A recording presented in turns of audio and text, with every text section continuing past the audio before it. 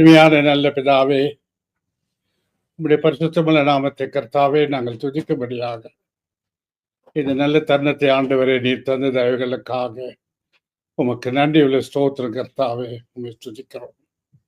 ஆம் ஆண்டவரே, நாங்கள் இந்த கடைசி நாட்களிலே வந்திருக்கிறோம் ஆண்டவா. உம்முடைய வருகை என்று சொல்லிக் கொண்டு கர்த்தாவே, உலகத்தில் உள்ள மக்களை கர்த்தாவே நாங்கள் நோக்கிற பொழுது சுவாமி, அதற்கேற்ற ஒரு புதிதான ஒரு அறிவில்லாமலும் ஆண்டவரே, அதற்கேற்ற ஆண்டவரே ஒரு சரியான ஒரு கர்த்தாவே,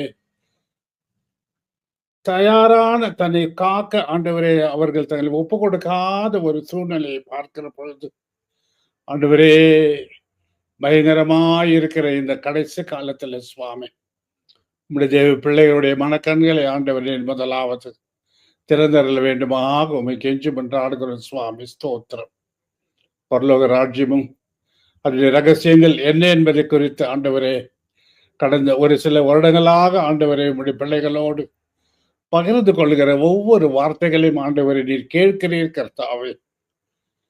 நீர் கேட்கிறது மட்டுமல்லாமல் நீர் உற்று கேட்டு கர்த்தாவே, உம்முடைய ஞாபக புஸ்தகத்திலே நான் வரைந்து வைத்திருக்கிறேன் என்று சொன்ன வண்ணமாய் ஆண்டவரே, இந்த வார்த்தைகள் யாரையும் ஆண்டவரை நியாய தீர்ப்புக்கு கொண்டு வராது படி சுவாமி, அந்த மக்களை நீர் கர்த்தாவே நீர் கண்ணோக்க வேண்டுமாக உண்மை கெஞ்சும் என்றாடுகிறோம். இந்த நாளுக்குரிய செய்திக்காய் ஸ்தோத்திரம். உம்முடைய நாமத்தை மகிமைப்படுத்தி கர்த்தாவே, உண்மையிலே நிலைத்திருக்க கர்த்தாவே, கேட்கிற ஒவ்வொரு மக்களுடைய ஆண்டவரே இருதயங்களை நீர் திறக்க வேண்டுமா கெஞ்சுகிற நாதா ஸ்தோத்திரம். ஆண்டவரே, இந்த நிகழ்ச்சி கேட்கிற ஒவ்வொரு குடும்பங்களையும் ஆண்டவரே, பிள்ளைகளையும் ஆண்டவரே உடைய கரத்தில் படைக்கிறோம் சுவாமி. உமக்கென்று ஜீவிக்கவும் நித்திய ராஜ்யத்துக்கென்று தங்களுடைய ஜீவனை ஒப்புவிக்கவும் கர்த்தாவே நீர் கிருபை தர வேண்டுமா கெஞ்சிக்கிறோம். இந்த நிகழ்ச்சியை ஆண்டவா தேவ பிள்ளைகளாகிய ஆண்டவர் ஐயா சாமியல் அவர்களையும் அவருடைய குழுவின் மூலியமாய் சுவாமி இந்த நிகழ்ச்சியை ஒளிபரப்ப கர்த்தாவை நீர் செய்த முன்னை மட்டில்லாத தயவுகளுக்காய் ஸ்தோத்திரம். அந்த ஊழியங்களை ஆசீர்வதியும் சுவாமி. நீர் கிருபையோடு கர்த்தாவே எங்களை நோக்கி கொண்டிருக்கிறீர் சுவாமி. எங்களுடைய கீழ்ப்படிதலே உம்முடைய ஆண்டவரே அனாதி தீர்மானத்துக்கு கர்த்தாவே அது அஸ்திபாரமாய் இருக்கிறதற்காக ஸ்தோத்திரம். எங்களை உத்தமர்களாக உம்முடைய நாமயமிக்காக ஜீவிக்க எங்களை ஒப்புவிக்கிறோம். துதிகிற மகிமையெல்லாம் நீர் எடுத்துக்கொள்ளும் சுவாமி. இயேசு மூலம் வேண்டிக் கொள்கிறோம் பிதாவே, ஆமென். கர்த்தருடைய பரிசுத்தமுள்ள நாமத்திற்கு மகிமை உண்டாகட்டும். இந்த நாட்களில் நாம் பரலோக ராஜ்யமும் அதனுடைய ரகசியங்கள் என்ன என்பதை குறித்து நாம் இந்த நாட்களிலே நாம் சம்பாஷித்து வருகிறோம். கர்த்தர் தாமே இந்த வார்த்தைகளை ஆசீர்வதிப்பதற்காகவும் அநேக தேவ பிள்ளைகள் இந்த நிகழ்ச்சியினை கேட்டு அவர்களுடைய ஆண்டவரே உடைய இருதயத்திலே தொடப்பட்ட காரியங்களை ஆண்டவரே பகிர்ந்து கொள்ளுகிற தயவுகளுக்காக உமக்கு நன்றி உள்ள ஸ்தோத்திரம்.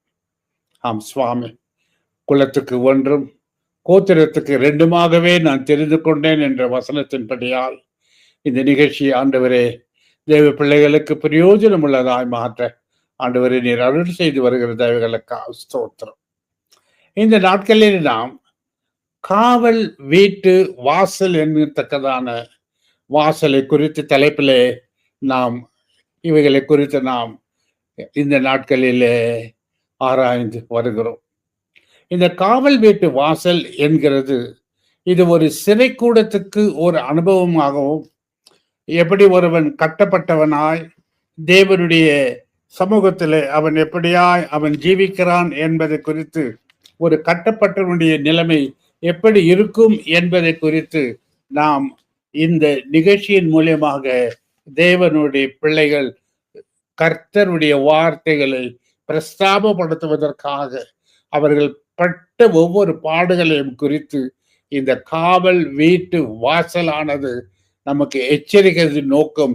இப்பேற்படத்தக்கதான பாடுகளுக்குள்ளாக ஒருவன் தன்னை ஒப்புவிக்கிற பொழுது ஆண்டவருடைய தேவனுடைய சமூகம் அவர்களை வழிநடத்தி அவர்களுக்கு ஏற்றத்தக்கதான பரலோக ராஜ்யத்திலே அவர்களுக்கு வைத்திருக்கிற கிருபைகளை குறித்து நாம் இந்த நாட்களிலே சிந்தித்து வருகிறோம்.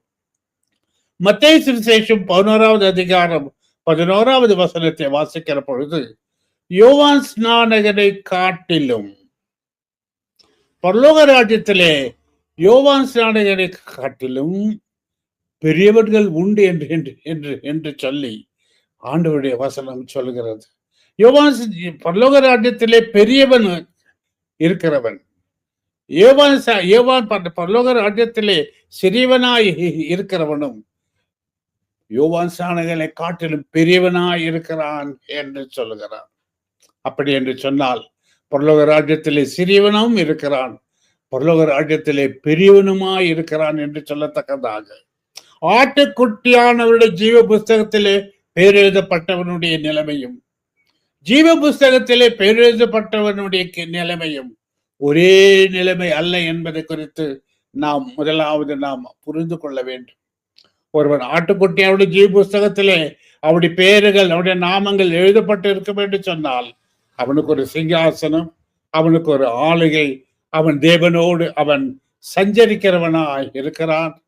ஜீவ புஸ்தகத்திலே பெயர் எழுதப்பட்டவருடைய நிலைமை எல்லாம் இந்த புதிய எருசலேமில் இருந்து புறப்பட்டு வருகிற அந்த வெளிச்சத்திலே நடக்கக்கூடியவர்களாகவும் அவர்கள் தேவனுடைய அதாவது ராஜ்யத்திற்கு அவருடைய சமூகத்திற்கு கனத்தையும் மகிமையும் இவர்கள் இங்கிருந்து செலுத்தவர்களாக இருக்கிறார்கள் ஒழிய அவர்களுக்கு தேவனோடு ஆளுகை இல்லை என்பதை குறித்து முதலாவது நாம் அறிந்து கொள்ள வேண்டும். ஆகவே தான் ஆண்டவருடைய வசனம் மத்தேயு 11:11 நான் மீண்டுமாக சொல்லுகிறேன். 11 ஆண்டவர் மிகவும் தெளிவாக சொல்லுகிறார், பரலோக ராஜ்யத்திலே இருக்கிறவனுக்கும் அங்கே வித்தியாசங்கள் உண்டு என்பதை குறித்து தேவனுடைய வார்த்தைகள் நம்மை மிகவும் தெளிவாக நமக்கு ஒரு பிரதானமான காரியத்தை நமக்கு எச்சரிக்கிறது.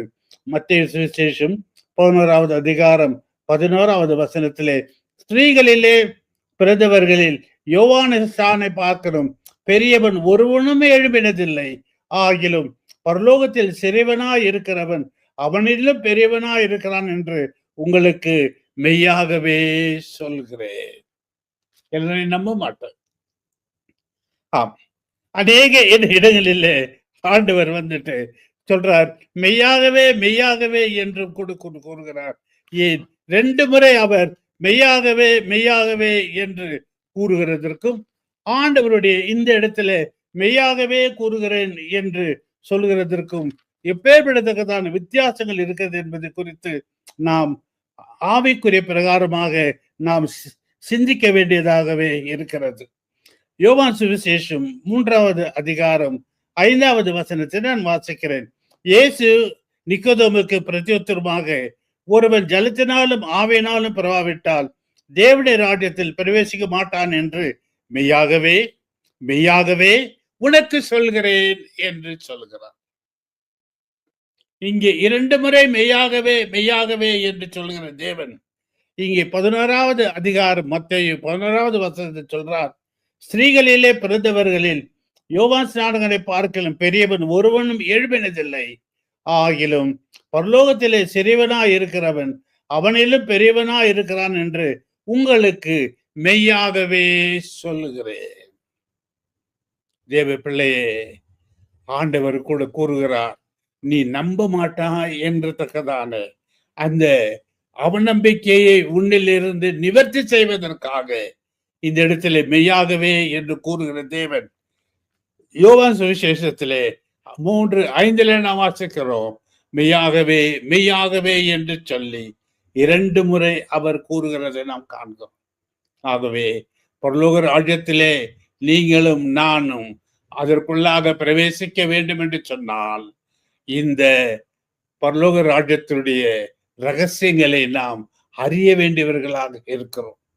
அப்படி அறியவில்லை என்று சொன்னால் நாம் போகிற இடம் என்னவென்று நாம் அறியாமல் இருக்கிற ஒரு சூழ்நிலைக்கு நம்மை நாமே ஒப்பு கொடுத்து இருக்கிறோம் என்பதை முதலாவது நாம் புரிந்து கொள்ள வேண்டும். கர்த்தருக்கு ஸ்தோத்திரம். ஆகவே தேவனுடைய பரலோக ராஜ்யம் என்று சொல்லுகிறது இன்றைக்கும் கூட ஒரு மரித்தவர்களுடைய முதலாவது ஆண்டு நிறைவுக்கு ஒரு ஸ்தோத்திர கூட்டத்தை வைத்திருந்தார்கள். தேவனுக்கு ஸ்தோத்திரம். அந்த கூட்டத்திலே பேசப்பட்ட காரியம் என்ன என்று நாம் பார்க்கிற பொழுது பரலோக ராஜ்யத்திலே எல்லோருக்கும் ஒரே ஒரு உயிர்த்தெழுதல் உண்டு என்றும், அதிலே எல்லோருமே பரலோக ராஜ்யத்துக்குரியவர்களாக நம்ம எல்லோரையும் ஆண்டவர் எடுத்துக்கொள்ளுகிறார் என்றும் கூட இன்றைக்கு பேசப்பட்டதை கேட்கிற பொழுது ஆண்டவருக்குள்ளாக நான் மிகவும் துக்கப்பட்டேன். ஆண்டவரே, இந்த பிற்படுத்தக்கதான தேவ பிள்ளைகளுடைய மனக்கண்களை நீ திறக்க மாட்டீரோ என்று சொல்லி, ஆண்டவருடைய வசனம் வேதம் நமக்கு தெளிவாக சொல்கிறது. உயிர்த்தெழுதலின் வரிசையில் 7 என்பதை குறித்து நாம் முதலாவது அறிந்தவர்களாக இருக்க வேண்டும். 1 கொரிந்தியர் 15வது அதிகாரம் 23வது வசனத்தில் சொல்றார், அவன் அவன் தன் தன் வரிசையிலே உயிர்ப்பிக்கப்படுவான், முதற் பலனானவர் கிறிஸ்து என்று சொல்லி, ஆண்டவர் நமக்கு வரிசைகளை குறித்து பேசுகிறபடினாலே தான் என் பிதாவின் வீட்டிலே அநேக வாசஸ்தலங்கள் உண்டு என்று சொல்கிறார். இதை குறித்து வேத பிள்ளைகளுடைய ஞானம் எப்படி இருக்கிறது என்று சொன்னால், அங்கே பலவிதமான மாளிகைகள் இருக்கிறதாகவும், அவைகள் ஒவ்வொன்றும் ஒவ்வொரு ஸ்தலங்களாக இருக்கிறதாகவும், அதிலே ஒவ்வொருவருக்கும் ஒவ்வொரு காரியங்கள் அவர்களுக்கு அமைக்கப்பட்டிருக்கிறது என்றத்தக்கதான ஒரு மாயையான ஒரு கற்பனையை இன்றைக்கு தேவ பிள்ளைகளுக்கு அவர்கள் சொல்லி, இவருடைய நம்பிக்கை எல்லாம் வாழ்கிறது, நீ எப்படியாகிலும் வாழ்ந்து கொள், ஆண்டவர் உன்னை பரலோக ராஜ்யத்திலே கொண்டு போய் நிறுத்துகிறார் என்ற தக்கதான ஒரு ஆசை இன்றைக்கு ஒவ்வொரு தேவ பிள்ளையுடைய இருதயத்திலேயும் காணப்படுகிறது. பார்க்கிற பொழுது எவ்வளவு துக்ககரமா, ஆண்டவர் எவ்வளவு துக்கப்படுவார். தேவனுக்கு மகிமை. ஆகவே இங்கே இந்த காவல் வீட்டு வாசலை குறித்து நாம் பார்க்கிற பொழுது, தேவ பிள்ளைகளுடைய ஒவ்வொருடைய வாழ்க்கையும் கர்த்தருடைய சமூகத்திலே அவர்கள் போய் சேருவதற்கும், தேவனுடைய நாமத்தை அவர்கள் பிரஸ்தாபப்படுத்துவதற்கும் ஆண்டவர் அவர்களை பலவிதமான கஷ்டங்களில் கூடாக, பலவிதமான போராட்டங்களில் கூடாக, பலவிதமான நிர்பந்தமான சூழ்நிலையில் கூடாக அவர்களை வழிநடத்தினார் என்பதை குறித்து நாம் பார்க்கிற பொழுது, பாடுகளுக்கு கூடாகத்தான் பரலோக ராஜ்யம் என்று நாம் வாசிக்கிறோம். இன்றைக்கு எல்லா தேவ பிள்ளைகளுக்கும் இருக்கத்தக்கதான ஒரு பிரதான ஒரு நப்பாசை என்ன என்று சொன்னால், இருக்கிற வண்ணமாகவே இருந்து நான் சந்தோஷமாகவே உலகத்துக்குரியவைகள் எல்லாம் அனுபவித்து ஆண்டவர் நாமத்தை மட்டும் கூறி எனக்கு பரலோக ராஜ்யத்திலே ஆண்டவரோடு நான் ஜீவிக்க போகிறேன் என்று வாழ்ந்து கொண்டிருக்கிற ஒவ்வொரு தேவ பிள்ளைகளும் இவைகளை தயவு செய்து சற்று நிதானித்து ஆராயும்படியாக கர்த்தருடைய நாமத்தினாலே உங்களை நான் கேட்டுக்கொள்கிறேன். அப்போஸ்தலனாகிய பவுல் தன்னுடைய வாழ்க்கையிலே அவர் தமஸ்குக்கு அவர் வருகிற பொழுது அவருக்கு உண்டான காரியம், ஒரு பெரிய வெளிச்சம் அவரை சூழ்ந்து கொள்ளவும், அதனாலே அவருடைய கண்கள் குருடாகவும் கண்களிலே செதல்கள் உண்டாகவும் அவரை ஆண்டவர் தரிசித்தார். இப்பேற்பட்டத்தக்கதான சூழ்நிலை உண்டான பொழுது இவருக்கு ஏற்பட்ட காரியத்தை குறித்து நாம் பார்க்கிற பொழுது, இவருக்கு இந்த பலவீனத்தை குறித்து அப்போஸ்தலனாகிய பவுல் மும்முறை ஜெபம் பண்ணினேன் என்று இந்த இடத்துல நாம் வாசிக்கிறோம். 2 கொரிந்தியர் 12வது அதிகாரம் 7வது வசனத்திலே, அன்றியும் எனக்கு வெளிப்படுத்தப்பட்டவைகளுக்குரிய மேன்மை நிமித்தம் நான் என்னை உயர்த்தாத படிக்கு என் மாம்சத்திலே ஒரு முள் கொடுக்கப்பட்டிருக்கிறது. என்னை நான் உயர்த்தாத படிக்கு அது என்னை குட்டும் சாத்தானுடைய தூதனாய் இருந்தது. அது என்னை விட்டு நீங்கும்படி நான் 3 தரம் கர்த்தரிடத்தில் வேண்டினேன். தயவு செய்து பாருங்க, இந்த பலவீனம் நீங்கும்படியாக, அது என்னை விட்டு நீங்கும்படிக்கு நான் 3 தரம் கர்த்தரிடத்தில் வேண்டிக் கொண்டேன். அதற்கு அவர், என் கிருபை உனக்கு போதும், பலவீனத்திலே என் பலன் பூரணமாய் விளங்கும் என்றார். ஆகவே கிறிஸ்துவின் வல்லமை என் மேல் தங்கும்படி என் பலவீனங்களை குறித்து நான் மிகவும் சந்தோஷமாய் மேன்மை பாராட்டுகிறேன். முறுமுறுக்கலைவர் இந்த பலவீனத்தில், ஆண்டவரே இந்த பலவீனத்தில் நான் எப்படி நான் உமக்கு ஊழியம் செய்வேன்? இது என் கண்களில் எப்பொழுதுமாகவே கண்ணீர் வந்து கொண்டே இருக்கிறது ஆண்டவரே. தெசலோனிக்க சபையார் சொல்லுகிறார்கள், ஆண்டவர் அப்போஸ்தலனாகிய பவுல் சொல்கிறார், உங்கள் கண்களையும் பிடுங்கி எனக்கு கொடுப்பதற்கு நீங்கள் அவ்வளவா என் மேல் அன்பு வைத்தீர்களே என்கிறார். தெசலோனிக்க சபையார் அப்போஸ்தலனாகிய பவுலுடைய அந்த பலவீனங்களை கண்டபோது அவர் கூறுகிறார், உங்கள் கண்களையே எனக்கு கொடுப்பதற்கு, என் கண்களிலே உண்டானத்தக்கதான அந்த பலவீனத்தை நீங்கள் அறிந்திருக்கிறபடியினாலே உங்கள் கண்களையும் எனக்கு பிடுங்கி கொடுப்பதற்கு நீங்கள் அவ்வளவு அன்புள்ளவர்களா இருந்தீர்களே என்று கூறுகிறார். மனுஷனுக்கே அப்போஸ்தலனாகிய பவுல் படுகிற வேதனை அவ்வளவா இருக்கும் என்று சொன்னால், கர்த்தர் அதை கண்டு தேவ பிள்ளைக்கு அவைகளை நீக்காதபடிக்கு என் கிருபை உனக்கு போதும் என்று சொல்லி அவரை ஆண்டவர் அவ்வனமாக ஆசீர்வதித்தார் என்ற ஒரு நிர்பந்தமான ஒரு ஆசீர்வாதத்தை நாம் பார்க்கிற பொழுது, இன்றைக்கு அநேக தேவ பிள்ளைகளுடைய சரீரங்களை பார்க்கிற பொழுது அவருடைய பலவீனங்கள் அவர்களை சூழ்ந்து கொண்டிருந்தாலும் கூட கர்த்தரினோடு கூட இருக்கிறார் என்ற ஒரு பிரதான அறிக்கையோடு, தேவ பக்தியோடு, தேவனுடைய சமூகத்திலே எனக்கு ஆறுதல் உண்டு என்று சொல்லி தங்களை ஒப்புவிக்கிற கர்த்தருடைய பிள்ளைகளை நாம் இன்றைக்கும் நாம் காண்கிறோம். தேவனுக்கு மகிமை. ஆகவே இன்றைக்கு நாம் கர்த்தருடைய சமூகத்திலே நீ வேண்டிக் கொள்கிறது ஆண்டவருக்கு சித்தமானா இந்த ஒரு பிரதானமான ஒரு விசுவாசம் நமக்குள்ளாக கண்டிப்பாக இருக்கணும். கர்த்தருக்கு சித்தமானால், ஆண்டவரே உம்முடைய சித்தத்தின்படியாய் என்னுடைய பலவீனங்கள் நீங்கட்டும் என்று சொல்லி நாம் கர்த்தரை நோக்கி ஜெபிக்க வேண்டியதை குறித்து இந்த காவல் வீட்டு வாசல் நம்மை எச்சரிக்கிறது. இன்றைக்கு உன்னுடைய வாழ்க்கையிலும் சரி, என்னுடைய வாழ்க்கையிலும் சரி, நம்முடைய பலவீனங்களை குறித்து நாம் மேன்மை பாராட்ட வேண்டும் என்பது கர்த்தருடைய சித்தமா இருக்கிறது என்பதை குறித்து நாம் முதலாவது உணர வேண்டும். அதே வண்ணமாக நாம் பார்க்கிற பொழுது அப்போஸ்தலர் 26வது அதிகாரத்திலே அப்போஸ்தலனாகிய பவுலினுடைய அவருடைய அழைப்பை குறித்து நாம் இந்த இடத்துல பார்க்கிறோம். அப்போஸ்தலர் 26வது அதிகாரம் 18வது வசனத்தை வாசிக்கிறேன். என்னை பற்றும் விசுவாசத்தினாலே பாவ மன்னிப்பையும் பரிசுத்தமாக்கப்பட்டவர்களுக்குரிய சுதந்திரத்தையும் பெற்றுக்கொள்ளும்படியாக அவர்கள் இருளை விட்டு ஒளியினிடத்திற்கும் சாத்தானுடைய அதிகாரத்தை விட்டு தேவனிடத்திற்கும் திரும்பும்படிக்கு நீ அவருடைய கண்களை திறக்கும் பொருட்டு இப்பொழுது உன்னை அவர்களுக்கிடத்திற்கு அனுப்புகிறேன் என்றார். சாத்தானுடைய கட்டுகளில் இருந்து மக்களை விடுதலையாக்கும் பொருட்டு ஆண்டவருடைய வசனம் கூறுகிறது, அவர்களை மீட்கும் பொருளாக நான் அவர்களை உன்னிடத்திலே அனுப்புகிறேன் என்று சொல்கிறார்.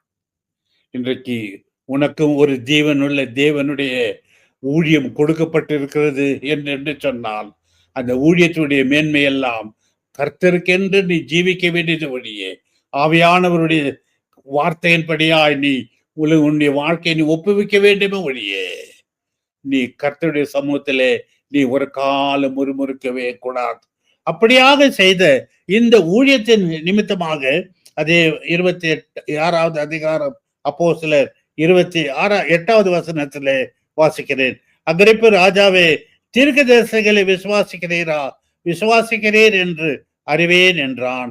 அப்போது அகிரிப்பா பவுலை நோக்கி, நான் கிறிஸ்துவனாவதற்கு கொஞ்சம் குறைய நீ என்னை சம்மதிக்க பண்ணுகிறாய் என்றான். இதுதான் அரண்மனையில் இருந்தாலும் சரி, குடிசையில் அவன் வாழ்ந்தாலும் சரி, ஆண்டவருடைய வசனம் எல்லோருக்கும் ஒரே விதமாக அவைகள் அளிக்கப்படுகிறது குறித்து நாம் இவைகளிலே ஆண்டவர் என்று சிறைவாசமான ஆண்டவருடைய வாழ்க்கையை நமக்காக அவர் எப்படி பாடுபட்டாரோ, எப்படி அவருடைய ஜீவனை நமக்காக ஒப்புவிக்கப்பட்டாரோ, அதே வண்ணமாக இன்றைக்கு இந்த காமர் வீட்டு வாசல் நம்முடைய வாழ்க்கையிலே எப்படியாக ஜீர்ணிக்க வேண்டும் என்பது குறித்து, நாம் எப்படியாக தேவனுடைய சமூகத்திலே அவருக்கு ஒப்புவிக்க வேண்டும் என்று சொல்லி அப்போஸ்தலனுடைய வாழ்க்கை, பவுலுடைய வாழ்க்கை நமக்கு ஒரு பிரதானமான ஒரு எடுத்துக்காட்டாய் இருக்கிறது. அது போலத்தான் ஆண்டவருடைய சிலுவையினுடைய அப்போஸ்தலனாகிய பவுலை அவர் சிறைவாசத்துக்கு அவர் ஒப்பு கொடுத்தார் என்பது குறித்து நாம் பார்க்கிற பொழுது, அவர் கடைசியிலே அப்போஸ்தலர் 27வது அதிகாரம் 23வது வசனத்திலே நாம் இப்படியாக வாசிக்கிறோம். 27வது அதிகாரம் 23வது வசனத்திலே, ஏனென்றால் என்னை ஆட்கொண்டவரும் நான் நேசிக்கிறவருமான தேவனுடைய தூதனானவன் இந்த ராத்திரியிலே என்னிடத்தில் வந்து நின்று, பவுலே பயப்படாதே, நீ ராயனுக்கு முன்பாக நிற்க வேண்டும், இதோ உன்னுடன் கூட யாத்திரைப்படுகிற யாவரையும் தேவன் உனக்கு தயவு பண்ணினார் என்றார். இவர் கப்பல் பயணத்திலே உண்டான தக்கதான அந்த சேதத்திலே எல்லோரும் மரித்து போவார்கள் என்று சொல்லி அந்த கப்பலிலே இருந்தவருடைய பயம் அவர்களை சூழ்ந்திருக்கிற பொழுது ஆண்டவர் தூதனை கொண்டு பவுலிடத்திலே கூறுகிறார், பவுலே, கப்பல் ஒன்றும் அடையதில்லை, அப்படி சேதமடைந்தாலும் உங்களுடைய ஜீவன் போகிறதில்லை என்று சொல்லி, காரணம் உனக்கு எதற்காக இதை நான் வைத்திருக்கிறேன் என்று சொன்னால், நீ ஆட்கொண்டவருமான நான் சேவிக்கிறதுமான தேவனுடைய தூதனானவன் இந்த ராத்திரியிலே என்னிடத்தில் வந்து நின்று, பவுலே பயப்படாதே, நீ ராயனுக்கு முன்பாக நிற்க வேண்டும், நீ ராயனுக்கு முன்பாக நிற்க வேண்டும் என்று அப்போஸ்தலனாகிய பவுலை ஸ்திரப்படுத்துகிற தேவன் அவர் பட்ட பாடுகள் ஒவ்வொன்றாய் நாம் படித்துக் கொண்டு வருகிற பொழுது அவ்வளவாய் பலவிதமான துன்பங்களுக்கு மத்தியிலே அந்த பயணத்தை அவர் மேற்கொள்கிறார். தேவ பிள்ளையே, தேவனுடைய வசனத்திற்கும் தேவனுடைய வார்த்தைகளுக்கும் நாம் எப்படியாக நாம் ஜீவிக்க வேண்டும் என்பதை குறித்து நாம் சற்று ஆராய்ந்து பார்க்க வேண்டியவர்களாக இருக்கிறோம். கர்த்தருக்கு ஸ்தோத்திரம். ஆகவே இந்த பயணத்திலே கர்த்தருக்காக உண்டானத்தக்கதான காரியங்களை குறித்து பார்க்கிற பொழுது அவர் எல்லோருக்கும் அவர் பல நிருபங்களை அவர் எழுத வேண்டியதாயிருந்தது. அவர் வீட்டிலே அமர்ந்து சந்தோஷத்தோடும் சமாதானத்தோடும் எழுதுகிற நிர்பந்தமான காரியம் அல்ல. சிறைச்சாலையிலே படுகிற பலவிதமான வேதனைகள் மத்தியிலே தேவன் தாமே அவருக்கு வைத்திருந்தத்தக்கதான காரியங்களை குறித்து நாம் இந்த இடத்திலே நாம் பார்க்கிற பொழுது ஆண்டவர் நிருபங்களை எழுதுவதற்கு மட்டுமல்ல, தேவன் அகிரிப்பு ராஜாவுக்கு முன்பாக நிற்கத்தக்கதாகவும் அங்கே அவரை குறித்து தேவனை குறித்து அந்த இடத்துல சாட்சி கொடுக்கும்படியாகவும் கர்த்தர் அவரை நிரூபிக்க செய்தார். கர்த்தருக்கு ஸ்தோத்திரம். அது மட்டும் இல்லாமல் அப்போஸ்தலனாகிய பவுல் சிறைச்சாலையிலே இருந்த பொழுது அப்போஸ்தலனாகிய பவுல் முதல் முறையாக அவர் ரோமாபுரியிலே கைதியா இருந்த பொழுது அங்கிருந்து எபேசியருக்கும் பிலிப்பியருக்கும் கொலேசியருக்கும் பிலோமினனுக்கும் நிருபங்களை இவர் எழுதினார். எபேசியர் 4வது அதிகாரத்திலே நாம் இவைகளை குறித்து நாம் வாசிக்கிற பொழுது எபேசியர் 4வது அதிகாரம் 5வது வசனத்திலே நாம் இப்படியாக நாம் வாசிக்கிறோம். ஒரே கர்த்தரும் ஒரே விசுவாசமும் ஒரே ஞானஸ்தானமும் எல்லோருக்கும் ஒரே தேவனும் பிதாவும் உண்டு என்று சொல்லி அவர் எல்லோர் மேலும் எல்லோரோடும் உங்கள் எல்லோருக்குள்ளவும் கிறிஸ்துவின் ஈவின் அளவுக்கு தக்கதாக நமக்கு அவனுக்கு அளிக்கப்பட்ட கிருபையின்படியாகவும் அவர் மீண்டும் எழுதுகிறார். 4ஆம் அதிகாரம் 1வது வசனத்திலே, கர்த்தரின் நிமித்தம் கட்டுண்டவனாகிய நான் உங்களுக்கு சொல்லுகிற புத்திமதி என்னவென்றில், நீங்கள் அழைக்கப்பட்ட அழைப்புக்கு பாத்திரவான்களாய் இருக்க வேண்டும் என்றத்தக்கதான இந்த பிரதானமான கட்டளையை கர்த்தர் நிமித்தம் கட்டுண்டவனாகிய நான் என்று சொல்கிற பொழுது, நான் கட்டுண்டவனாய் இருக்கிறேன். சிறைச்சாலையில இருந்தாலும் கூட அவர் செய்த காரியங்களை குறித்து பார்க்கிற பொழுது, எபேசியருக்கும் பிலிப்பியருக்கும் கொலேசியருக்கும் பிலோமனுக்கும் இப்பேற்படத்தக்கதான நிருபங்களை அவர் எழுதும்படியா அந்த பாடுகள் அவருக்கு பிரயோஜனம் உள்ளதா இருந்தது என்று சொல்லி நாம் வாசிக்கிறோம். ஆகவே நீயும் நானும் கூட இந்த இந்த நாட்களிலே எப்படியான ஒரு தேவனுக்கென்று நாம் ஜீவிக்கிற வாழ்க்கை, ஒரு சில நேரங்களிலே நமக்கு பலவிதமான பிரச்சனைகளையும் பலவிதமான சோர்வுகளையும் உண்டாக்குற பொழுது, ஆண்டவருக்கென்று நாம் ஜீவிக்க நாம் மனம் தளர்ந்து போகிறோம்.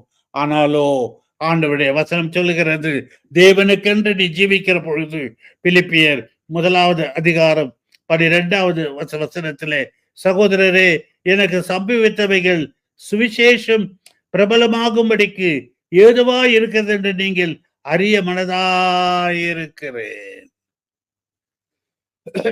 எனக்கு வேறுபடுத்தக்கதான பாடுகள் உண்டாகிறது என்று உங்களோடு நான் இப்பேற்பட்டதான பாடுகளை குறித்து நான் உங்களோடு சம்பாஷிப்பதன் நோக்கமெல்லாம் இந்த பாடுகளின் நிமித்தமாகத்தான் எனக்கு என்ன ஆகிறது என்று சொன்னால், இவைகள் நிமித்தமாய், இந்த பாடுகளின் நிமித்தமாய் நான் சுவிசேஷத்தை உங்களுக்குள்ளாக பிரபலமாக்கும்படிக்கு ஆண்டவர் எனக்கு நீங்கள் அனுகரித்ததை நீங்கள் அறிய வேண்டும் என்று இருக்கிறேன்.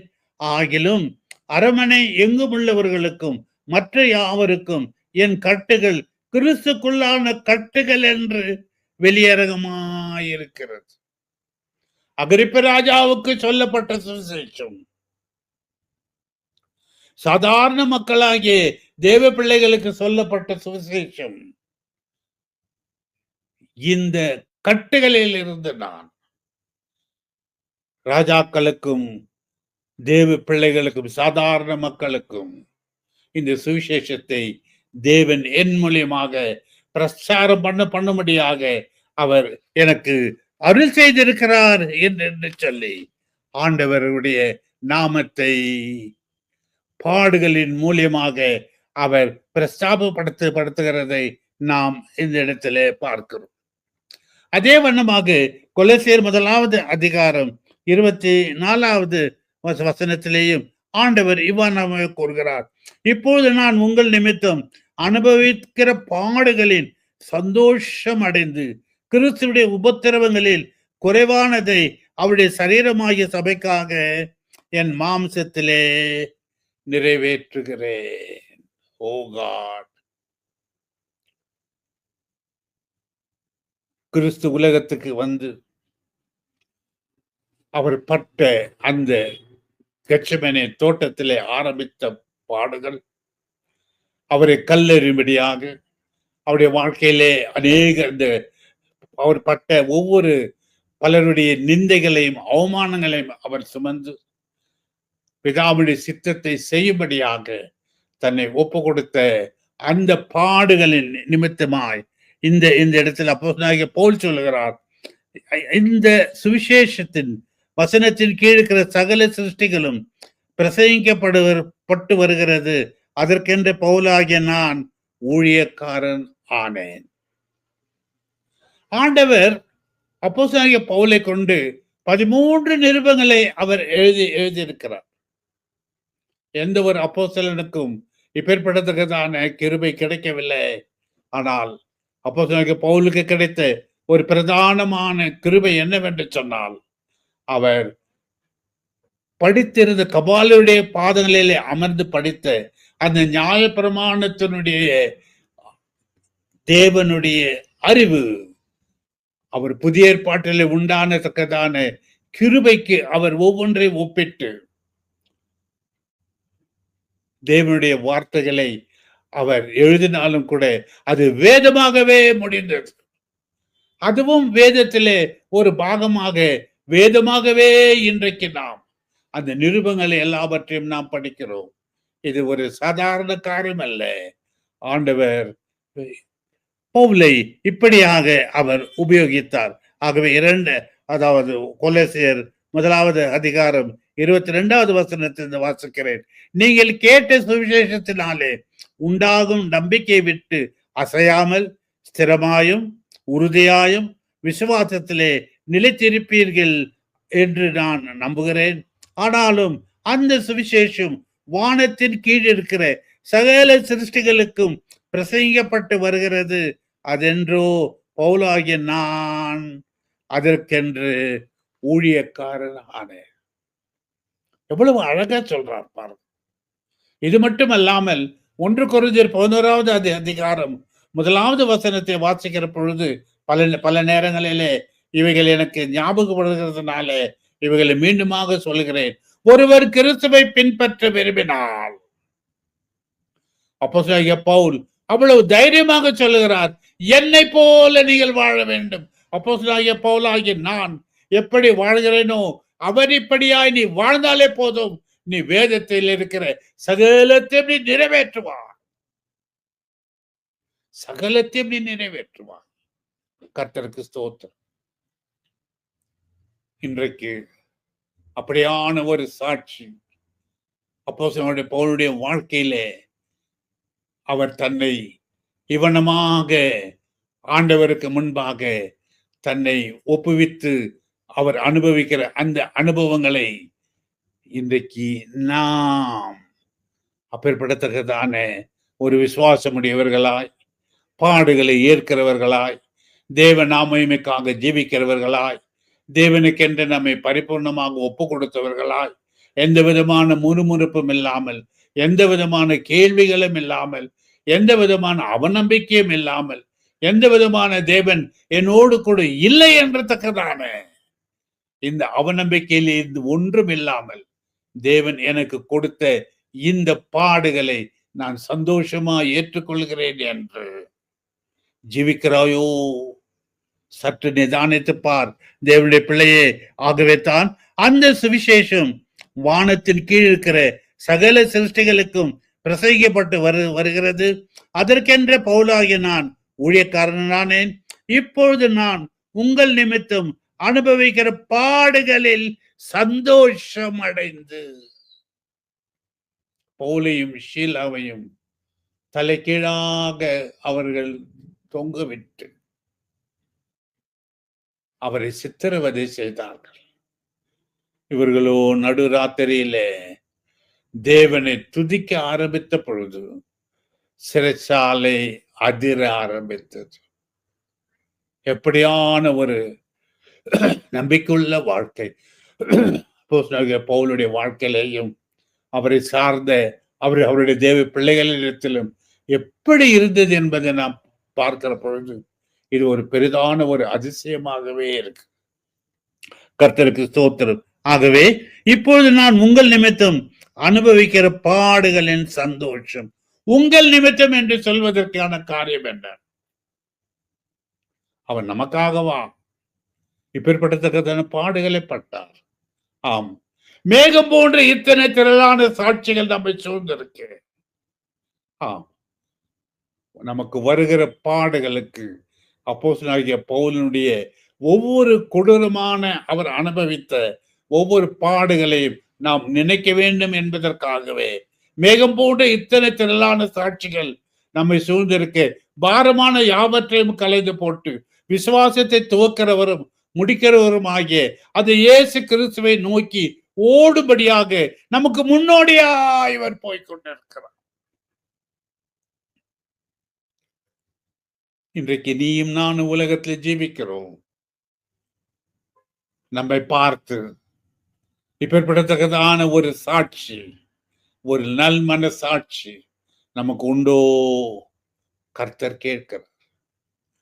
இன்னும் முறுமுறுக்கிறாயோ? உன் வாழ்க்கையிலே வரக்கூடிய சகல விதமான பலவீனங்களுக்கு நீ இன்னும் பலவீனப்பட்டு சந்தேகங்களினாலும் தேவனை மறுதலிக்கிறாயோ என்று ஆண்டவர் இன்றைக்கு நம்மை பார்த்து கேட்கிறார். காவல் வீட்டு வாசல் என்று சொல்லுகிற பொழுது பரலோக ராஜ்யத்தினுடைய சுவிசேஷமானது நம் நிமித்தமாய் உலகுக்கு பிரஸ்தாபப்படுத்துவதற்காக கர்த்தர் நம்மை இவ்வனமாக அவர் உபயோகப்படுத்தினார் அப்போஸ்தலனாகிய பவுலை. ஆகவே தான் கிறிஸ்துவனுடைய உபத்திரவங்களில் குறைவானதை அவருடைய சரீரமாகிய சபைக்காக என் மாம்சத்திலே நிறைவேற்றுகிறேன். கிறிஸ்து பட்ட பாடுகளின் நிமித்தம் அவ்வளவா இருந்தது. அவர் 1 அடிகள் அடிக்கப்பட்டார். இவர் சொல்றார், நான் 5 முறை 1 அடிகள் அடிக்கப்பட்டு, ஒரு 3 முறை மில்லாறுகளினால் அடிக்கப்பட்டு, கப்பர் சேதங்களினாலும் ஒரு முறை கல் எறிந்து விட்டு பட்டு நான் மரித்தவன் என்று சொல்லி என்னை பாளையத்துக்கு புறமே கொண்டு போய் என்னை போட்டார்கள் என்று நான் எவ்வளவான ஒரு தேவனுக்காக இவர் அனுபவித்த பாடுகளை குறித்து இத்தனை மேகம் போன்ற இந்த சாட்சி இன்றைக்கு உனக்கு உன் ஆத்மாவிற்கு அது ஒரு எடுத்துக்காட்டா இருக்கிறது. அதை காண்கிற பொழுது ஆண்டவரே, உம்முடைய தேவ பிள்ளைகளுக்கு இப்படியான ஆண்டவரே ஒரு கொடூரமான சூழ்நிலையிலே அவர்கள் ஜீவித்திருக்கிற போது கர்த்தாவே, என்னுடைய ஆண்டவரே பாடுகளே மாத்திரம், என் பாடுகளே மாத்திரம் என்று சொல்லி நீ தேவனுக்காக உன் வாழ்க்கையில வரக்கூடிய தேவனுக்கென்று ஜீவிக்கக்கூடிய காரியம் எப்படி இருக்கிறது என்பதை நீ சற்று ஆராய உன் தேவன் தாமே உனக்கு கிருபை தருவாராக. கர்த்தருடைய நாமத்துக்கு ஸ்தோத்திரம்.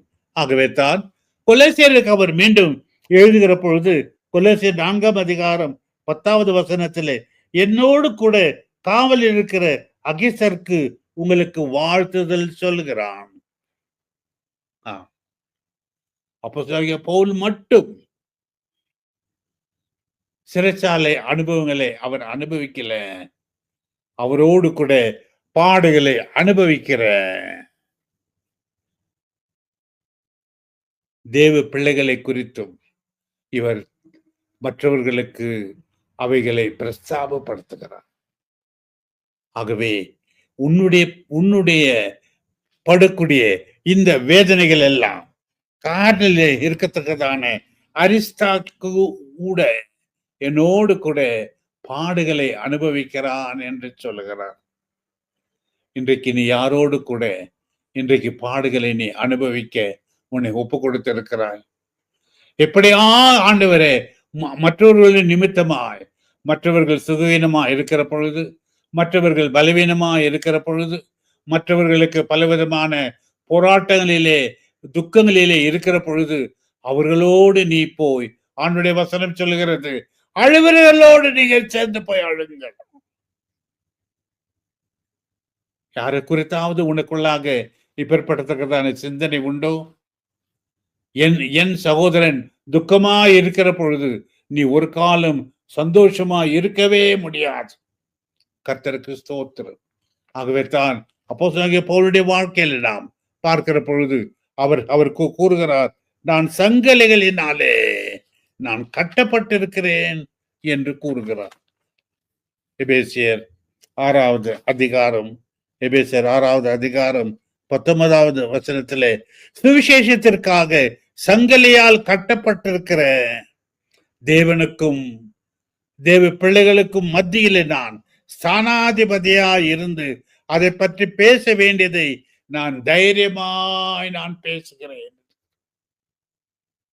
பாடுகள் இவரை சூழ்ந்திருக்கிறபடியினாலே, அந்த பாடுகள் தேவனால் உண்டாக்கப்பட்டபடியினாலே இவர் கூறுகிறார், நான் உங்களோடு தைரியமாய் இவைகளை குறித்து பேசும்படியாக கர்த்தர் எனக்கு இப்பேற்படத்தக்கதான கிருபையை அவர் கொடுத்திருக்கிறார் என்று சொல்லுகிறார். நீ ஏதாகிலும் இப்பேற்படத்தக்கதான பாடுகளை நான் அனுபவிக்கிறேன் என்று உனக்குள்ளான ஒரு பிரதான ஒரு மனசாட்சி உண்டோ? கர்த்தர் இன்றைக்கு கேட்கிறார். அது மட்டுமல்லாமல் 2 தீமோத்தேயு 2ஆம் அதிகாரம் 9வது வசனத்திலே, இந்த சுவிசேஷத்தின் நிமித்தம் நான் பாதகன் போல கட்டப்பட்டு துன்பத்தை அனுபவிக்கிறேன், தேவ வசனமோ கட்டப்பட்டு இருக்கவில்லை. இவர் பட்ட பாடுகளின் நிமித்தமா இவர் ஒவ்வொரு சூழ்நிலையிலேயும் தன் வாழ்க்கையை எப்பொழுது தமஸ்குவிலே ஆண்டவரே நீர் என்ன செய்ய சித்தமாய் இருக்கிறீர் என்று கேட்டதின் நிமித்தமாய் ஆண்டவர் இவருக்கு கொடுக்கிற ஒவ்வொரு அனுபவங்களையும் குறித்து பார்க்கிற பொழுது அப்போஸ்தலனாகிய பவுல் சொல்லுகிறார். அதாவது 2 தீமோத்தேயு 2வது அதிகாரம் 9வது வசனத்திலே, இந்த சுவிசேஷத்தின் நிமித்தம் நான் பாதகன் போல கட்டப்பட்டு துன்பத்தை அனுபவிக்கிறேன். இந்த கிறிஸ்துவ நிமித்தம் நீ என்ன பாடுபடுற? முதலாவது நமக்கு வரக்கூடிய பாடு தேவ பிள்ளைகளுடைய காரியங்களை குறித்து நாம் பார்க்கிற பொழுது, உலகத்தை விட்டு வெறுத்து தேவ மகிமைக்காக ஜீவிக்கிறதே உலகத்திலே நமக்கு ஒரு பெரிதான ஒரு பாடுகளா இருந்தாலும் தேவ மகிமைக்காக அவைகள் இன்பமாகவே இருக்கிறது. உலக வேஷம் கலைந்து போகிறது என்று சொல்றார். இன்றைக்கு அநேகருடைய வாழ்க்கையில உலக வேஷம் கலைந்து போகிறது. அது மிகவும் கடினமுள்ளதா இருக்கிறது. நான் ஆரம்பத்தில் சொன்னேன், நான் இன்றைக்கு ஒரு ஸ்தோத்திர கூட்டத்திற்கு போயிருந்தேன் என்று சொன்னேன். அந்த ஸ்தோத்திர கூட்டத்திலே அவர்கள் பெந்தெகோஸ்தே சபையை சேர்ந்தவர்கள், கர்த்தருக்கு ஸ்தோத்திரம். ஆனால் உலகத்துக்குரிய சகல மேன்மைகளையும் தங்கள் சரீரங்களிலே அவர்கள் உலகத்துக்கு காண்பிக்கத்தக்கதாக அவர்கள் ஒவ்வொருவரையும் நான் காண்கிற பொழுது, ஆண்டவரே, எப்படி ஆண்டவரே இந்த மக்களுடைய கண்களை நீர் திறக்க போகிறீர் என்று சொல்லி வேதனைக்குள்ளாக மாறினேன். ஆகவே தான் அப்போஸ்தலனாகிய பவுல் இந்த இடத்துல தீமோத்தேயுக்கு எழுதும்போது எழுதுகிறார், சுவிசேஷ நிமித்தம் நான் பாதகனைப் போல, குற்றமுள்ளவனைப் போல நான் கட்டப்பட்டிருக்கிறேன். ஆனால் வேத வசனமோ கட்டப்படவில்லை. வேத வசனத்தை தெளிவாக சொல்லும்படியாக எந்த காரியத்திலும் சரி, சமயம் வாய்த்தாலும் வாய்க்காமற் போனாலும் சுவிசேஷத்தை பிரசங்கிப்பதற்கு ஜாக்கிரதையாயிரு என்று சொன்ன வசனம். சுவிசேஷத்தை நாம் ஜாக்கிரதையோடு நாம் பிரசங்கிக்கும்படியாக கர்த்தர் நம்மை இந்த நாட்களிலே நம்மை ஏவுகிறார். என் வாழ்க்கையிலே அதாவது நடந்த ஒரு சம்பவத்தை சொல்லுகிறேன். ஏறத்தாழ நான் ஒரு 27 வருஷமாக ஒரு சபையை சேர்ந்த, அதாவது பிரதர் சபையை சேர்ந்த ஒரு சகோதரி வீட்டிலே நான் வாரம் ஒவ்வொரு வியாழக்கிழமையிலேயும் 1 மணிக்கு ஆரம்பித்து ஜெபம் 3 மணிக்கு முடியும். அந்த ஜெபத்துக்கு நான் ஒரு வாரம் கூட தவறாமல் அதற்காக சென்று கொண்டிருக்கிறேன். தேவனுக்கு ஸ்தோத்திரம். அந்த வீட்டில் நடந்த அந்த சம்பவத்தை பார்க்கிற பொழுது அவர்களுடைய நம்பிக்கை எல்லாம், நாங்கள் விசுவாசிகள் ஆன போது பரிசுத்த ஆவியானவரை நாங்கள் பெற்றுக்கொண்டோம் என்ற நம்பிக்கை அவர்களுக்குள்ளாக இருக்கிறபடியினாலே நான் அவர்கள் வீடுகளிலே போகிற பொழுது, நான் தேவனுடைய செய்தியை பகிர்ந்து கொள்கிற பொழுது தெளிவாக அவரிடத்தில் கூறுவேன், ஒருவன் ஆவினாலும் ஜலத்தினாலும் பிறவாவிட்டால் தேவனுடைய ராஜ்யத்துக்குள்ளாக பிரவேசிக்க முடியாது என்று சொல்லி திட்டவட்டமாக சொல்கிற ஒரு காரியம் நேர்ந்த பொழுது அந்த தாய்க்கு துக்கம் உண்டாயிற்று. காரணம், நாங்கள் ஆவியை பெற்று இல்லையா? விசுவாசிகள் ஆன போது எங்களுக்கு ஆவியானவர் இருந்தபடினால் அல்லவோ நாங்கள் பரிசுத்த ஆவியை நாங்கள் பெற்றிருக்கிறோம் என்று சொல்லி அந்த அந்த பாதி ஜெபமான உடனே அவர்கள் ஆமேன் போட்டு கர்த்தருடைய நாமத்தினாலே அந்த கூட்டத்தை முடித்தார்கள். நான் துக்கத்தோடு அந்த வீட்டிலிருந்து அன்றைக்கு புறப்பட்டு வந்தேன். மீண்டும் நான் எப்படி அவரிடத்தில் மன்னிப்பு கேட்கிறதா, அல்லது வேதவசனம் சொன்னதை நான் உறுதியாக சொல்லி இருக்கிறேன் என்ற காரியத்திலே என்னை நான் பாதுகாத்துக் கொள்கிறதா, ஒரு பெரிதான ஒரு கலக்கத்தில் இருந்த பொழுது அடுத்த வியாழக்கிழமை வந்தது. அந்த சகோதரி என்னை கூப்பிட்டு, இன்றைக்கு ஜெபத்துக்கு வாருங்கள் என்று கூப்பிட்டார். ஆகவே வசனம் ஒரு காலம் கட்டப்பட்டு இருக்கவே இல்லை.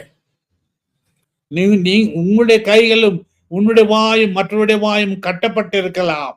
ஆனால் வசனம் ஒரு காலம் கட்டப்படவில்லை.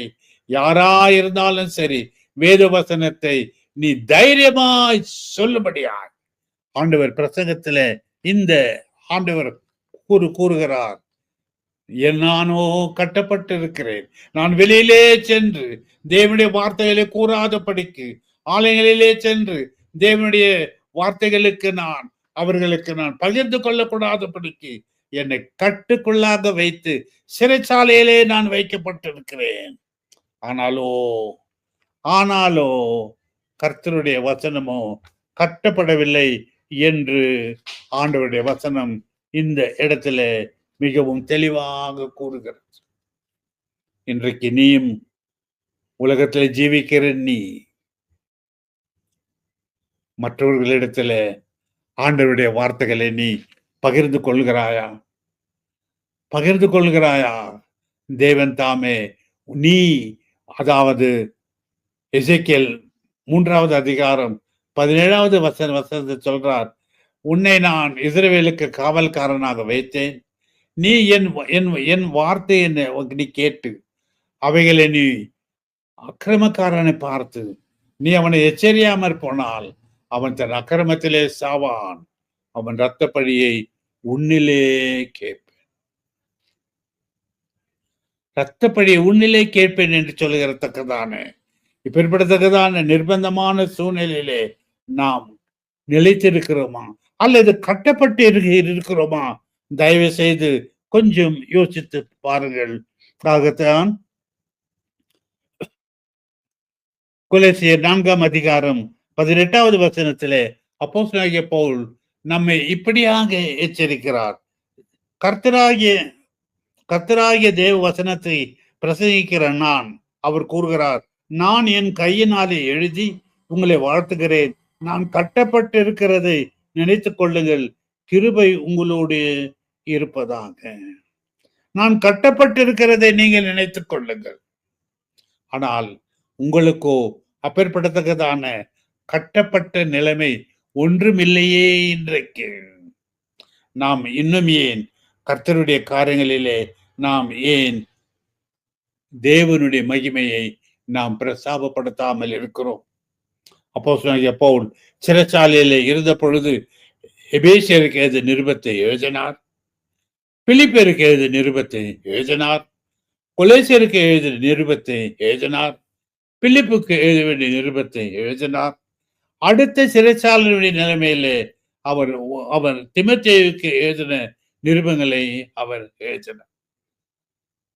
எழுதினது நோக்கமெல்லாம் ஆண்டவருடைய வசனமுத்தடி வேதம் என்ன கூறினதோ இந்த நிருபங்களுக்கும் வேத வசனத்துக்கும் எவ்வளவாய் நாம் பயனளிக்க கூடியதாய் வேதத்திற்கு இவைகள் ஒத்திருக்கிறது என்று நாம் பார்க்கிற பொழுது இவைகள் வேத வசனமாகவே இருக்கிறது என்பதை நாம் காண்கிற பொழுது ஆண்டவர் இவருக்கு கொடுத்த இந்த பிரதானமான ஆசீர்வாதத்தை நாம் எப்படி நீயும் நானும் கிடைக்கப்பட்ட இந்த நல்ல சந்தர்ப்பங்களிலே நீயும் நானும் கட்டப்படாத இருக்கிற வேளையிலே வேத வசனமானது உனக்கும் எனக்கும் கட்டுப்படாத ஒரு சூழ்நிலை இருக்கிற பொழுது அப்போஸ்தலனாகிய பவுல் சொல்கிறார், நான் கட்டப்பட்டவனாய் சிறைச்சாலையிலே நான் இருக்கிறேன். நான் உங்களை போல வெளியிலே சென்று வேத வசனங்களை சொல்வதற்கு எனக்கு தேவன் அனுமதி இல்லாமற் போனாலும் நீங்கள் கட்டப்படாதவர்களாய் இருக்கிறீர்களே, உங்கள் நிமித்தம் எப்படி வேத வசனமானது நிறைவேறி கொண்டிருக்கிறது என்பதை குறித்து அவர் நம்மை கேட்கிறார். உன் வாழ்க்கை இன்றைக்கு எப்படி இருக்கிறது? கட்டப்பட்டவனாய் வேத வசனம் கட்டப்பட்டிருக்கிறது என்று சொல்லி நீ மௌனமாய் உன்னுடைய வாழ்க்கையை இன்றைக்கு நடத்தி கொண்டிருக்கிறாயா? அல்லது சமயம் வாய்த்தாலும் வாய்க்காமற் போனாலும் வேத வசனத்தை நான் தைரியமாக பிரசங்கிப்பேன் என்று சொல்லி வேத வசனத்தை பிரசங்கிக்கிறாயா? கர்த்தருக்கு ஸ்தோத்திரம்.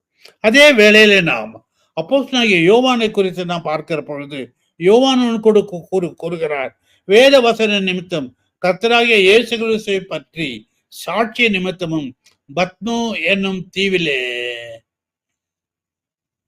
ஒன்றுமில்லை, அங்கு வெறும் மலை பிரதேசம். அந்த இடத்திலே அவ்வளவு சூடான ஒரு வெப்பநிலை. இப்பேற்படுத்தக்கதான இடத்திலே அந்த பத்ம தீவிலே அவர் நாடு கடத்தப்பட்டார். இப்படியான ஒரு கட்டுப்பாடு தேவ பிள்ளைகள் ஆகிய நமக்கு இல்லையே. அப்படி அவர் நாடு கடத்தப்பட்டபடினாலே அங்கே என்ன இருக்கிறது என்று சொன்னால், அவர்கள் மரங்களற்றவர்கள், ஒன்றுமில்லை. அங்கு வெறும் கற்பாறைகள் நிறைந்தது. அவைகள் எரிமலைகள் சூழ்ந்த அது ஒரு சிறிய ஒரு தீவு. எரிமலைகள் இருக்குமே என்று சொன்னால் தயவு செய்து யோசித்து பாருங்க, அந்த அந்த நிலம் எப்படி இருக்கும் என்று சொல்லு. என்னுடைய அனுபவத்தை நான் கூறுகிறேன். நான் என்னுடைய வாலிப வயதிலே இந்த தங்க சுரங்கத்திலே நான் வேலை செய்தேன். ஏறத்தாழ 3000 அடிகளுக்கு கீழே போய் அந்த இடத்துல வேலை செய்யும்படியாக எங்களுக்கு பணிக்கப்பட்டது. என்று கூறுகிறேன், அங்கு நிற்கவே முடியாது. உடம்பெல்லாம் ஒரே வேர்வை. அந்த அந்த இடத்துல பற்கள் எல்லாம், மேல இருக்கிற பற்கள் எல்லாம் அப்படியே கூசும். அப்பேற்படத்தக்கதான ஒரு சூழ்நிலையில இப்பேற்படத்தக்கதான இந்த பத்மத்தீவு அது இருந்திருக்கிறது என்பதை பார்க்கிற பொழுது, யாருக்காக இவர் இப்பேற்படத்தக்கதான பாடுகளை அவர் அனுமதித்தார்? நாங்கள் போய் அந்த இடத்துல வேலை செய்தோம் என்று சொன்னால், நாங்கள் வாழ, எங்கள் குடும்பம் வாழ நாங்கள் அப்படியாக செய்தோம்.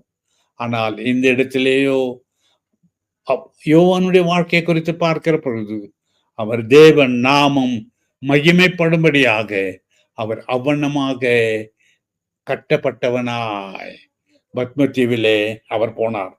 ஆனாலும் அப்படி விடப்பட்டிருந்த அந்த இடத்திலே அவர் என்ன செய்தார் என்று பார்க்கும் பொழுது, ஆண்டவர் அவரிடத்திலே ஒரு பிரதானமான ரகசிய நிலை அவருக்கு வெளிப்படுத்தினார். நீங்கள் கேட்கலாம், பத்மத்தீவில கொண்டு போய் தான் அப்பேற்பட்ட காரியங்களை செய்யணுமா? ஏன் அவர் விடுதலை ஆக்கி அவர் ரோமாபுரியிலேயே வைத்து இப்பேற்படத்தக்கதான வெளிப்படுத்த விசேஷத்தை அவருக்கு காண்பித்து அவர் இங்கேயே எழுதியிருக்கலாமே என்று நமக்குள்ளாக ஒரு கேள்விகள் வரத்தான் செய்யும்.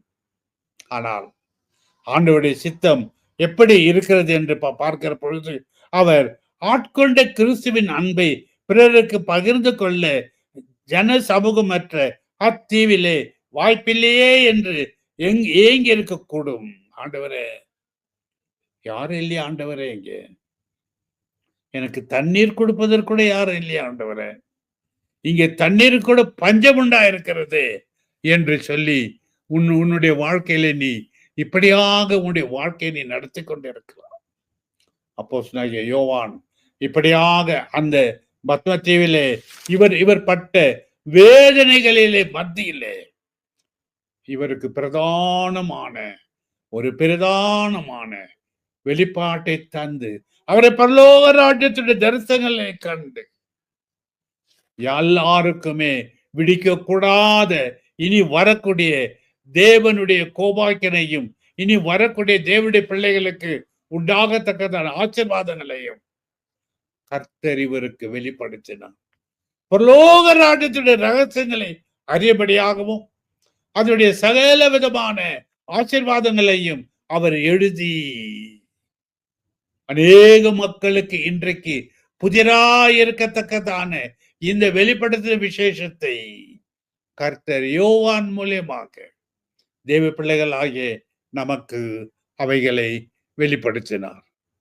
ஆகவே இன்றைக்கு நீங்களும் நானும் வாழ்ந்து கொண்டிருக்கிற இந்த கடைசி நாட்களிலே தேவன் உன்னை எப்படியாக இன்றைக்கு வழிநடத்தி கொண்டிருக்கிறார் என்பதை குறித்து நீ சற்று நிதானித்து ஆராய்ந்து அறிய வேண்டும் என்று சொல்லி கர்த்தர் உன்னை இன்றைக்கு அழைக்கிறார்.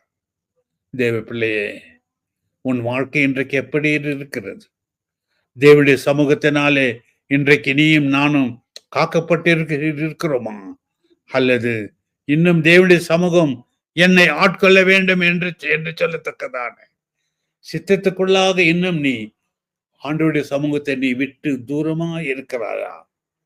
அப்போஸ்தலனாகிய பவுலுடைய வாழ்க்கையும் அப்போஸ்தலனாகிய யோவானுடைய வாழ்க்கையும் குறித்து பார்க்கிற பொழுது அவர்கள் எழுதின நிருபங்கள், அவர்கள் பட்ட பாடுகளினுடைய இணைப்பாய் இருக்கிறது குறித்து பார்க்கிற பொழுது தேவன் அவர்களை அவ்விதமான ஒரு சூழ்நிலையில கொண்டு போனார் என்று சொன்னால், இன்றைக்கு நீ எப்படி வாழ்ந்து கொண்டிருக்கிறாய்? கர்த்தருக்கென்று வாழ நீ, கர்த்தருக்கென்று ஒப்பு கொடுக்க நீ என்ன பாடுகளை நீ இன்றைக்கு அனுபவித்துக் கொண்டிருக்கிறாய்? இந்த காவல் வீட்டு வாசல் தேவ பிள்ளைகளுடைய கொடூரமான அப்பேற்படத்தக்கதான காரியத்திலே அவர்கள் அவதிப்பட்டாலும் கூட அவர்களால உண்டானத்தக்கதான தேவனுடைய மகிமைக்குரிய வார்த்தைகள் அது வேதமாகவே இன்றைக்கு நமக்கு எடுத்து காட்டுகிறபடினாலே நீங்களும் நானும் பாடுகளுக்குள்ளாக பரலோக ராஜ்யத்திலே நாம் சேர வேண்டும் என்பதை குறித்தும் 2 தீமோத்தேயு 3:12 சொல்லுகிற வண்ணமாய் தேவ பக்தியாய் கிறிஸ்து இயேசுக்குள்ளாய் தேவ பக்தியாய் நடக்க மனதாயிருக்கிற யாவரும் துன்பப்படுவார்கள் என்று சொல்லத்தக்கதான அந்த துன்பத்தின் கூடாக நாம் பரலோகம் சேர கர்த்தர் நமக்கு கிருபை தருவாராக. கர்த்தருடைய நாமத்துக்கு ஸ்தோத்திரம். ஜெபம் பண்ணுவோம். நல்ல ஆண்டவரே, உமக்கு ஸ்தோத்திரம் சுவாமி. பாடுகளின் கூடாக பரலோக ராஜ்யத்தில் பிரவேசிக்க வேண்டும் என்றத்தக்கதான ஆண்டவரே இந்த காவல் வீட்டு வாசல் ஆண்டவரே எங்களுக்கு போதித்ததற்காக ஸ்தோத்திரம். பாடுகளுடைய கூடாகத்தான் ஆண்டவரே வேதத்தில் இருந்த ஆண்டவரே மகத்துவங்களை எழுதி கொடுக்கும்படியாக உம்முடைய மக்களுடைய ஆண்டவரே கிரியைகளை நீர் ஆசீர்வதித்ததற்காக ஸ்தோத்திரம். எங்களுடைய வாழ்க்கையை உம்முடைய கரத்துல படைக்கிறோம். உமக்கென்று ஜீவித்து வாழ்க்கையில என்ன துன்பங்கள் வந்தாலும் அவைகளை ஆண்டவரே உம்முடைய பாதப்படியில வைத்து எங்களுடைய வாழ்க்கையை ஆண்டவரே உமக்கென்று ஆண்டவரை ஜீவிக்க இந்த பாடுகளின் கூடாக பரலோக ராஜ்யத்துக்கு ஆண்டவரே அடியார்களே சுவாமி நீர் நியமித்திருக்கிறதற்காக ஸ்தோத்திரம். எங்களை காத்துக்கொள்ளும். உம்முடைய நாமமிக்காக ஜீவிக்க கிருபை தாரும். துதிகன மகிமை எடுத்துக்கொள்ளும். இயேசு மூலம் வேண்டிக் கொள்கிறோம் பிதாவே, ஆமென். என் ஆத்மாவே கர்த்தரை ஸ்தோத்திரி, முழு உள்ளமே பரிசுத்த நாமத்தை ஸ்தோத்திரி. என் ஆத்மாவே கர்த்தரை ஸ்தோத்திரி, அவர் செய்த சகல உபகாரங்களை மறவாதே. ஆமென்.